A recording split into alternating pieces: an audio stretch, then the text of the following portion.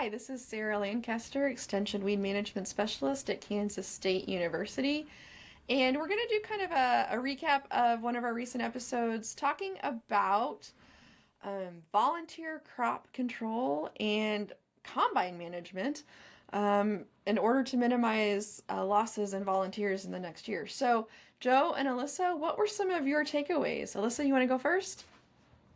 Sure. It was a really interesting conversation. We started talking a little bit about some of the more common volunteer crops that we have. Of course, corn being a big one. We talked about some of the causes for them, things like weather, and also what we can control, like combine clean out, which is where we really got um, into the weeds on some of that. So that was my takeaway. It was a good conversation. What about you, Joe?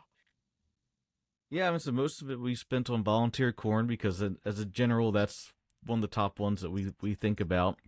And so, setting up that combine properly for corn harvest and to minimize those yield losses. And for me, one of the big ones, and it's very intuitive, but I think in the rush of harvest, sometimes some things slip, is you need to adjust in every field. And if you've had to replant situations in the field, you might need to adjust in some of those areas. Just all these little minor changes that you can make. Guest did a really good job running us through several of those that they'd like to check on a daily basis, and just taking the time to make sure we do that is one of probably the best things that we can do.